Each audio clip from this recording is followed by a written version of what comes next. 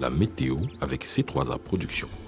Bon après-midi, chers téléspectateurs, et bienvenue à ce nouveau bulletin météo. Le temps nous fera comprendre que nous sommes bel et bien en pleine saison pluvieuse malgré les températures contrastées sur l'étendue de notre territoire. Nous aurons de fines averses attendues dans certaines régions, en l'occurrence dans la région de l'Est, dans la région du littoral et même un ciel nuageux totalement attendu dans la région de l'extrême nord. Côté température, nous aurons 30 dans l'Est, le Sud, le Centre, également dans le littoral, 29 dans la Damawa et 42 degrés attendus dans la zone septentrionale du pays.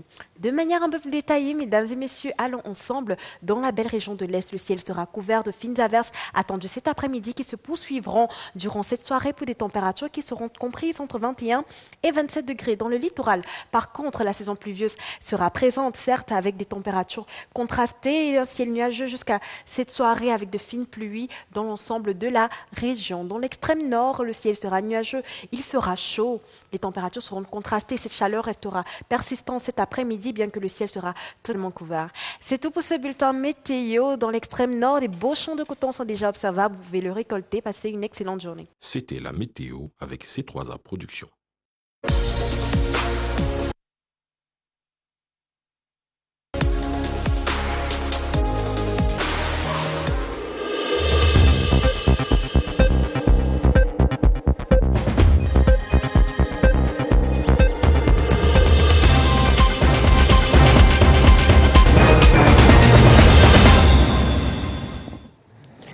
Good afternoon, ladies and gentlemen. Welcome to the midday news over the Cameroon radio and television. Welcome. Good afternoon, Marie. Okay. Bonjour, Prince Will. Madame, Monsieur, bonjour et bienvenue aux 12h sur la CRTV. Lutte contre la Covid. Le Cameroun réceptionne ce samedi le vaccin AstraZeneca. Ce sont près de 400 000 doses du vaccin britannique qui arrivent cette fin d'après-midi à l'aéroport international de Yaoundé-Simalène. Le Cameroun se joint au reste du monde ce samedi 17 avril pour célébrer l'hémophilie. Loin d'être une fatalité, cette maladie héréditaire se traduit par une incapacité du sang à coaguler. Et en sport football, la 7e journée du championnat national Elite One se joue aujourd'hui. À l'affiche, Canon Tonnerre Kalara Club, ce sera tout à l'heure dès 16h au stade Omnisport de Yaoundé. Voilà pour les titres.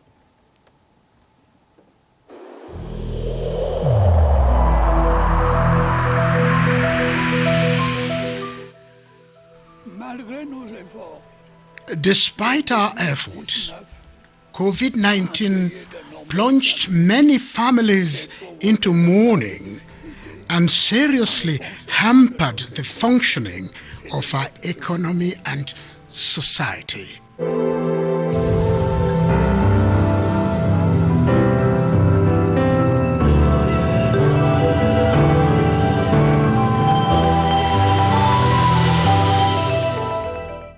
Welcome. A consignment of close to 400,000 AstraZeneca vaccine from Europe is expected to be brought into the country today. Reception of the anti-COVID-19 vaccine at the Yaoundé-Simalène airport is scheduled for late this afternoon.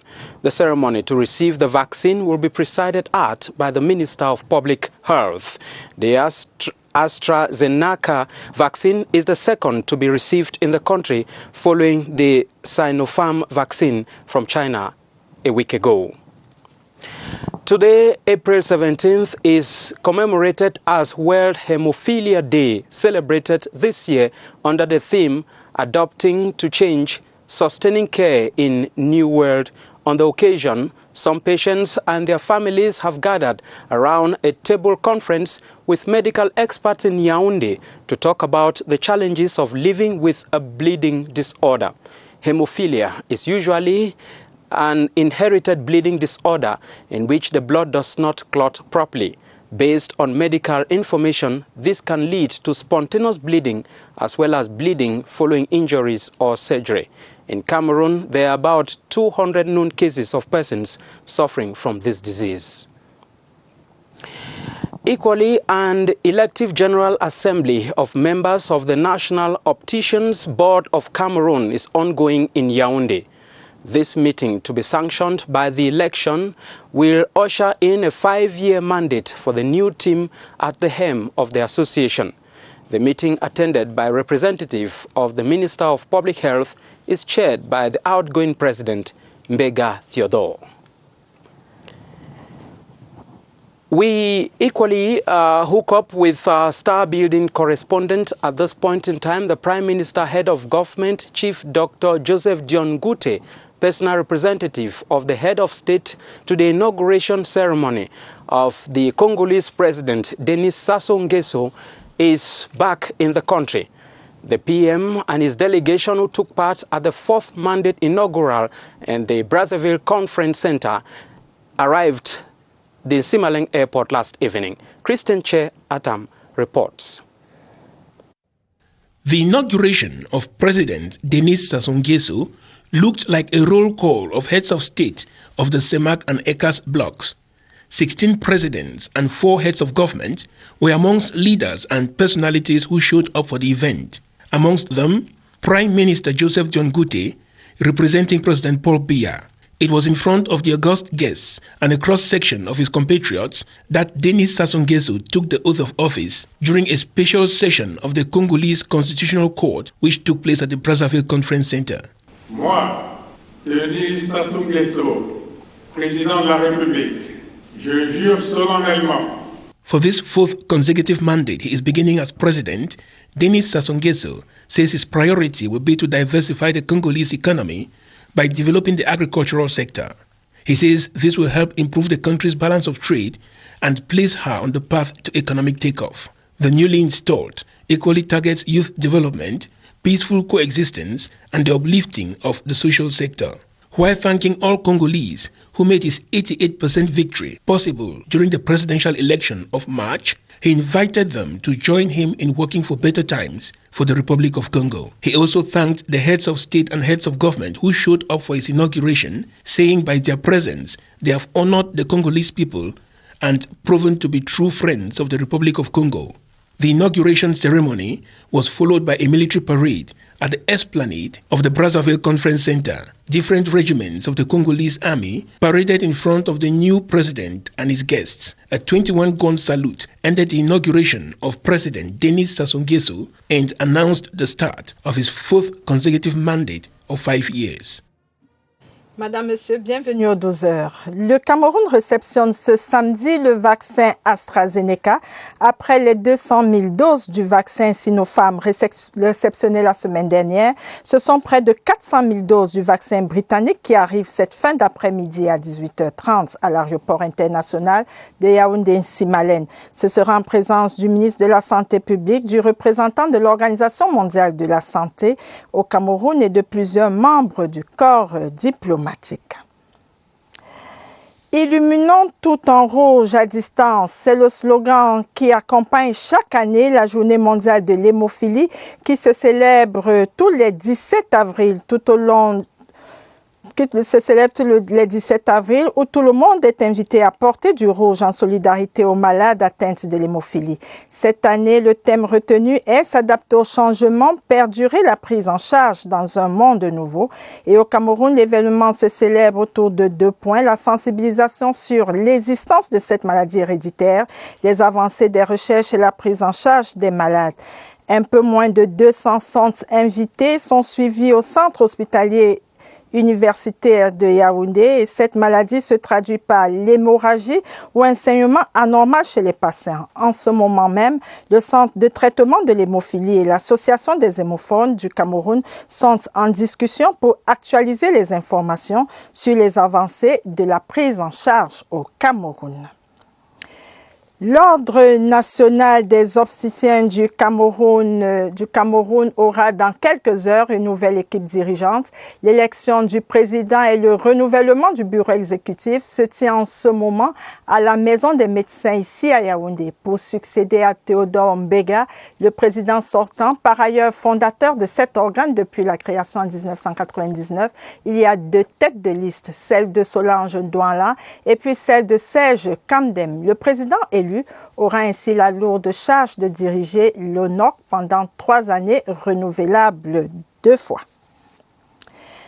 Investiture du président Sassou Nguesso, le chef du gouvernement est de retour au bercail. Mission accomplie pour le Premier ministre Joseph Dion Ngouté, où il représentait personnellement le chef de l'État Paul Biya à la cérémonie d'investiture du président de la République du Congo, Denis Sassou Nguesso. Dernière sonorité d'une cérémonie fort courue, c'est avec notre reporter, notre envoyé spécial, Laurentine Bokono. Le soleil était au zénith quand s'est ouverte l'audience publique et solennelle de la Cour constitutionnelle. Pour l'audience de ce jour historique, une seule affaire était enrôlée. La prestation de serment du président réélu. Lecture par le greffier en chef de la Cour constitutionnelle proclamant la victoire du président Sassou Nguesso. Prestation de serment du président réélu face au drapeau de la République. Je jure solennellement de respecter et de faire respecter la Constitution. Dans la salle, un parterre impressionnant de personnalités, chefs d'État et de gouvernement et des représentants des organisations internationales. J'aperçois qu'ils viennent pour la plupart de la CEMAC, de la CEAC, de la CEDEAO, etc. Je revois le représentant personnel du chef de l'État Paul Biya, le Premier ministre chef du gouvernement Joseph Dion Ngouté. La remise du collier de grand maître des ordres nationaux est suivie de la remise du drapeau national par le colonel Toli Damo. C'est alors que le président nouvellement investi et au relais de ses attributs monte au créneau pour prononcer son discours d'investiture. Paix, stabilité et développement. Le Congo avec tous, pour tous et avec tous. Le passage retient notre attention. Ensemble, poursuivons la marche, le slogan ponctue le discours d'investiture. Le rituel de prise d'armes se déroule sans anicroche à l'esplanade du Palais des Congrès avec honneur militaire. Un moment de solennité. 21 coups de canon et le banc est fermé. Brazzaville, Laurentine Bokono, envoyé spécial CRTV. On the international scene, ministers of the economy and finance of the CEMAC zone have expressed satisfaction over advances made on financial reforms as well as the exploitation of natural resources in the Central African region. This during a video conference of the economy and finance ministers counting for the 13th ordinary session of the Central African Economic and Monetary Community, in which an intensive examination was carried out on economic and development projects earmarked for CEMAC. Luma Slim Davis. The Conference of the Economic and Finance Ministers of the CEMAC zone has placed critical issues in their proper perspectives, such as improving on the quality of public expenditure in the member states and enlarging the tax base, amongst others. We have adopted a new program for the year 2021 to 2025. We have integrated the strategy of negotiation for the second generation of agreement with IMF. Also a plan for our economy. The ministers also focused on the reconstruction of the level of exchange reserves and the follow-up of negotiations with principal enterprises exploiting natural resources in the CEMAC zone. We have adopted concrete and practical measures to reinforce integration, commercial integration, to accelerate structural reform. Without structural reform, whatever we will say, we will never make progress. The COVID-19 pandemic that has claimed 1,453 lives in the zone also preoccupied the CEMAC economic and finance ministers.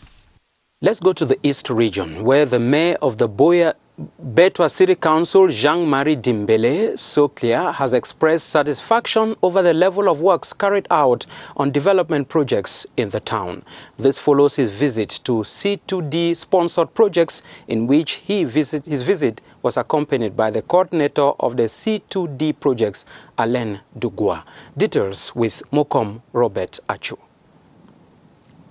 Accompanied by the coordinator of the C2D development project, Alain Dogwa, and technical staff members from the council, the mayor of the Betua City Council, Dimbele Jean-Marie Sodea, among other sites, visited the ongoing construction work of the Mokolo 4 Denye Poto Modern Market, followed by the construction work of the garden opposite the Betua Court that will at the end have a modern restaurant, sports playgrounds, and more. The mayor then went through the recently tarred route of the C2D project, where solar lamps are being installed, at the end of which close to 500 of them will be installed. The visit took the mayor through the finishing work of the Pioneer Market in Betua and ended at the construction work at the gardens at the Inia roundabout after that of the Betua Presidential Palace roundabout. I am very impressed. I'm satisfied with the work that I have seen on the field.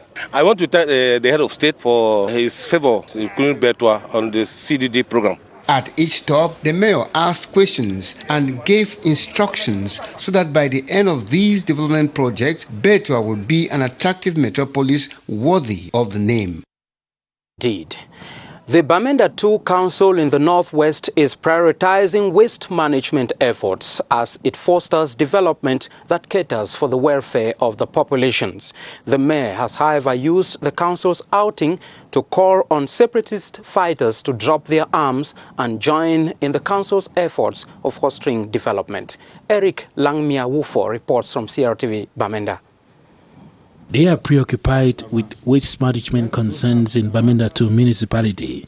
The council has been hampered by the absence of a proper dump site of its municipal waste. To solve this problem, the council has worked out a plan to reduce, reuse and recycle waste in the municipality. Most of the dump sites are in far off the town, so these vehicles cannot go there because this is where you find these terrorists. So the few vehicles, we have very old vehicles that can penetrate to go to those areas.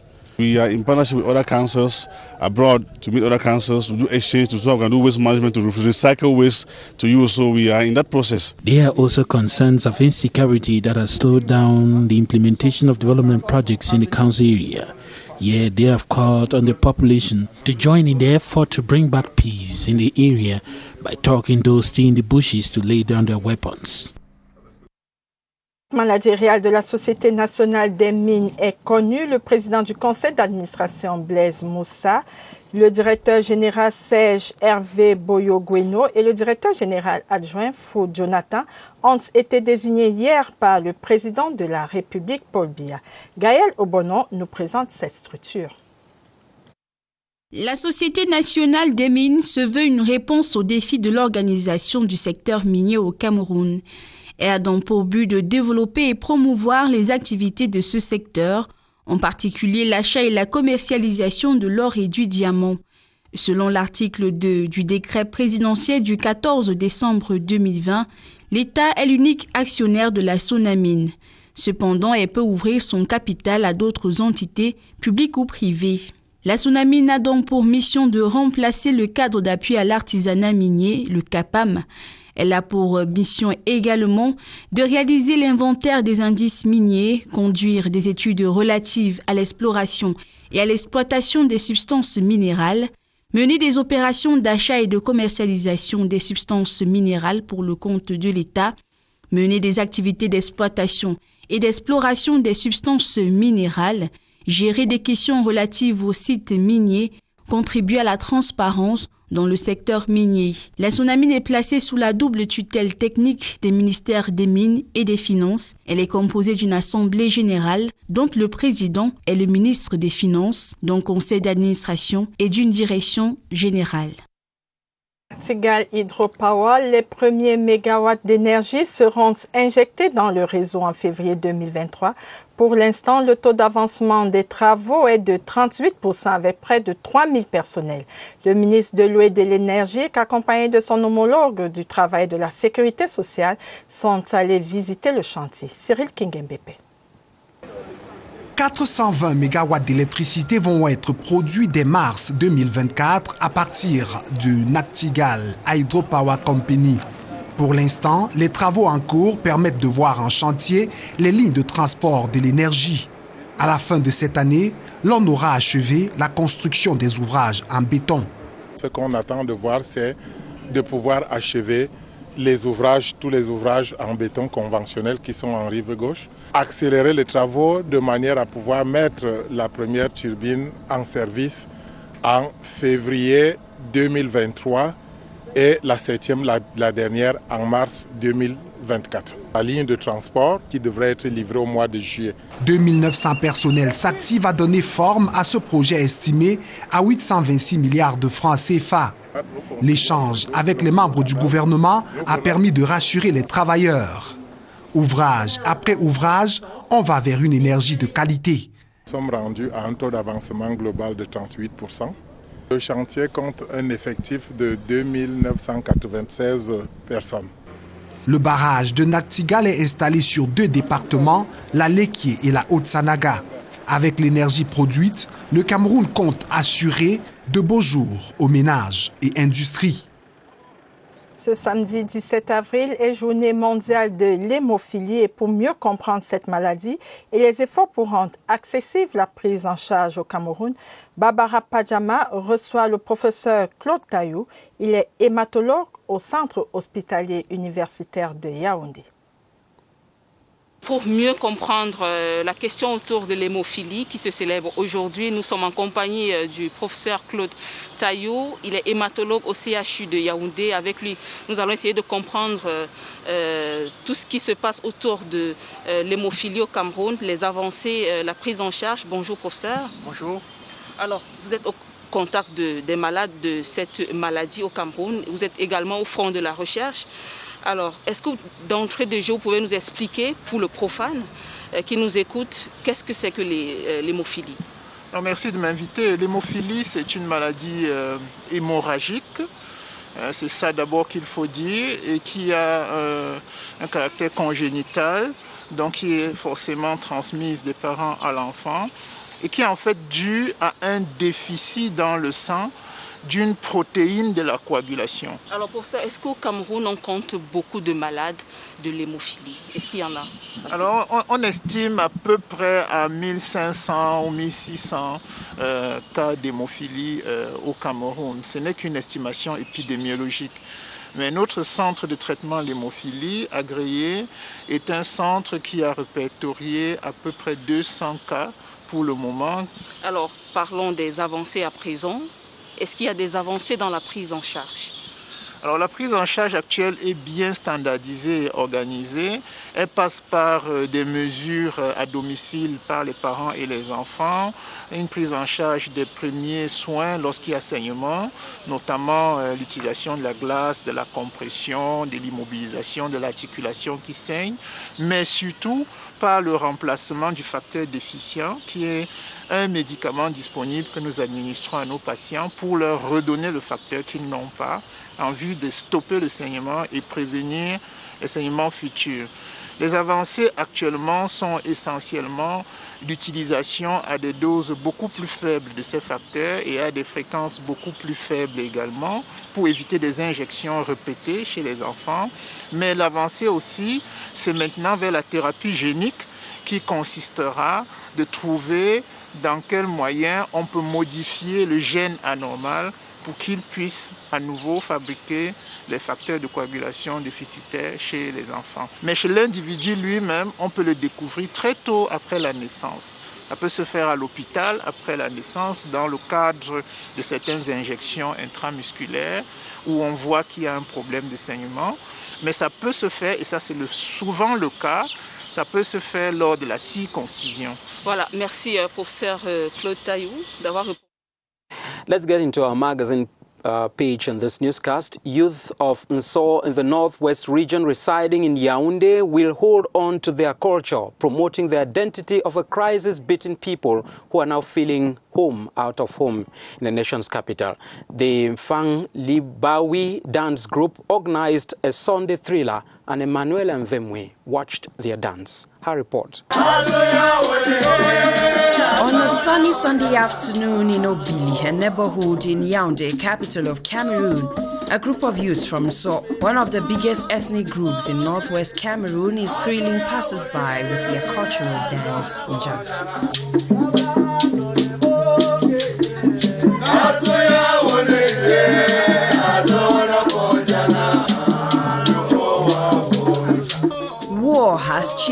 them away from home in Kumbo, a district in northwest Cameroon.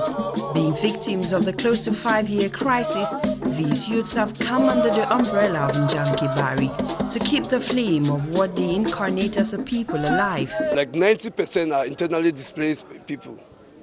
So when we discover that they are almost getting loose because of what is happening back home, Shufai Kibaru, we thank God for him. He tried all the possible means to gather all the youths and not only thinking about the culture, trying to help them to have something doing.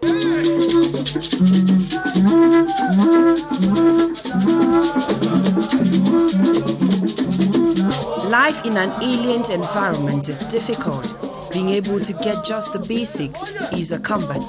In order to keep focus and not derail, these internally displaced youths are through this cultural union making Obili their new home. Njamki Bari being that unifying factor. There are many women in the group. Most of them are ladies, business people. So it's quite unfortunate they are not here today due to one or two things. They have meetings, so that's why you are seeing just two of us. I come from a big compound. We have our own dances in our big compound, and one of them is also Njang. This group is a very good group. It has helped me with a lot of things, like the bike I own. It helps me a lot. I'm able to provide for my needs, my personal needs, and to help my junior ones to push forward. Check out their costumes too. All these combined gives Njamki Bari a pivotal place in Cameroon's cultural landscape.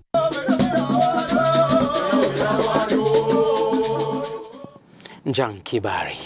On to sports. Canons meeting with Tone Kalara Club today at 4 p.m. at the Amadou Ahidjo Stadium marks a classic match in the Elite One.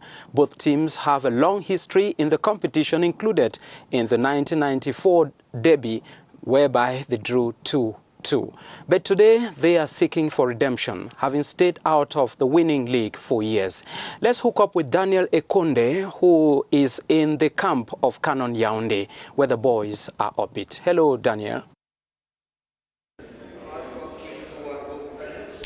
Good day, studio. Welcome to this hotel where Canon Sportif are preparing their derby against Tone Kalara Club. That's in Group B of the Elite One Championship. So the players are very much involved in this derby, looking back at the derby in 1994, where they drew with Tone Yaoundé. Of course, Roger Milla leaving football after 4 years of retirement, coming back, scoring twice for Tone to level that up against Canon Yaoundé. So some 26 years ago, so the players are pretty much into it. But now looking at the stakes in Group B, a win for Canon definitely will take them to the top 2 of the championship. That's in Group B. And if they lose, definitely they will maintain their 3rd position, or they move to the 4th position. For Tone Kalara Club, it's been a downturn for them. They haven't won 2 games this season, just a win, 2 draws, and also 2 losses. So they are looking for a way to redeem themselves. It's the same thing for Canon Yaoundé. With much of the sponsorship coming up now, new kids, they also have a new mindset with digitized platforms. I think they are really looking forward to this derby that will come up at 4 p.m. at the Amadou Ahidjo Stadium. Vous venez de le suivre, la 7e journée du championnat national Elite One se joue ce samedi. À l'affiche, Canon Kwakum de Yaoundé va affronter Tone Kalara Club au stade Omnisport de Yaoundé à partir de 16h. Prenons en direct notre reporter Robert Badjek qui se trouve au quartier général de Canon de Yaoundé. Bonjour, pas de tonnerre à l'ombre, pas de tonnerre à l'horizon ici dans l'hôtel qui accueille l'équipe de Canon Sportif de Yaoundé en ce jour fatidique, en ce jour où les 2 frères ennemis de la ville de Yaoundé vont s'affronter au stade Amadou Ahidjo. Ce sera tout à l'heure à partir de 16h. L'équipe est derrière moi, détendue comme vous pouvez le voir. Et avec moi à côté, j'ai l'entraîneur de cette équipe-là, Biroué Minkrio. Bonjour. Bonjour. Alors, comment votre équipe s'est réveillée ce matin? Est-ce que le moral il est au beau fixe? Oui, l'équipe s'est réveillée très bien, donc il n'y a pas de souci majeur. Au niveau de la santé, tout le monde se porte bien. Et je puis vous dire que chacun des joueurs là est un peu impatient que 16h arrive pour se jeter déjà dans l'arène. Alors, qu'est-ce que vous avez dit à vos joueurs? Parce que ce n'est pas un match comme les autres, c'est classique. Canon-Tonnerre, le match, le duel des frères ennemis. En effet, ils n'ont pas vécu ces anciens moments-là de ces derbys. Donc, heureusement pour nous que par la magie des réseaux sociaux, nous avons pu avoir une vidéo de quelques minutes d'un derby qui a marqué les esprits.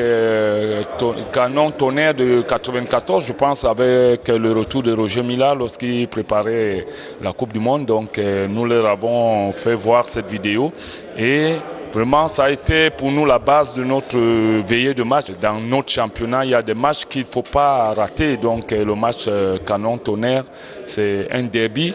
Ça, c'est l'expression des autres. Mais chez nous, ici, nous avons appelé ça un match de gueule. Il faut absolument honorer ce rendez-vous. Tout à fait. Alors, le match, c'est tout à l'heure au stade Omnisport Amadou Ahidjo à 16h. Il ne sera pas plein comme en 1994. Le match, il est à huis clos, pas de supporters présents. Uniquement les officiels et les deux équipes qui seront présentes pour offrir du beau spectacle. Ce match sera d'ailleurs en direct et en intégralité sur les antennes de CRTV Sports and Entertainment. Robert Bajek pour le 12h.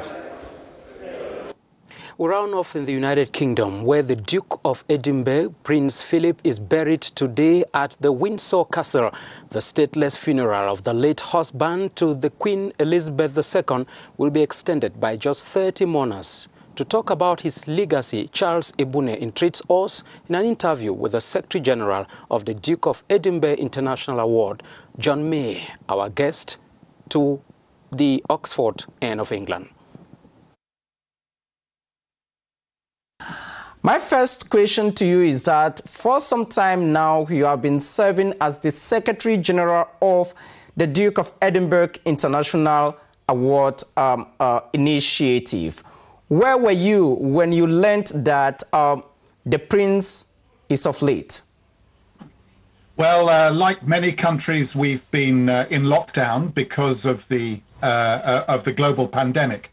And so I was working from home and received a phone call from the royal household to tell me that His Royal Highness had died. And what was your immediate reaction? A mixture, really, Charles. One of immense sadness because His Royal Highness was a really, really amazing man. And one of great gratitude because the legacy that he leaves to the world is an extraordinary program that provides opportunities for millions of young people to reach their aspirations and to achieve. About 5 years ago, you were in Cameroon because of this Duke of Edinburgh's International Award Program. What has been your impact? What are the key sectors you operate or you invest in Cameroon? So I think what's happening in Cameroon is what's happening in other communities around the world. What we're seeing is young people growing in their understanding of a need to serve their communities. Young people learning new skills, often skills that will help them to be prepared for adult life in terms of technical and vocational skills. We're seeing young people taking part in fitness activities that help them to create a healthy mind and healthy body. And we're looking at young people developing their leadership skills through undertaking adventurous activity. And I think if you put those four sets of experience together, what you have is a pretty extraordinary impact on a young person's life and then the community that they themselves go on to serve. He is buried this Saturday without a state funeral. Is that part of the so described life of simplicity? He was always clear that he didn't want people, as he would say, to make a fuss. As it happens, the nature of the pandemic's position in the United Kingdom at the moment means that the number of people actually in St. George's Chapel on Saturday at Windsor Castle will be no more than 30 individuals. The Secretary General of the Duke of Edinburgh's International Award, John May, talking to me from Oxford in the United Kingdom of Britain and Northern Ireland. Our condolences to the British monarchy. Ladies and gentlemen, that's how we saw it this midday over the Cameroon Radio Television. Tomorrow, 12 o'clock. Happy weekend.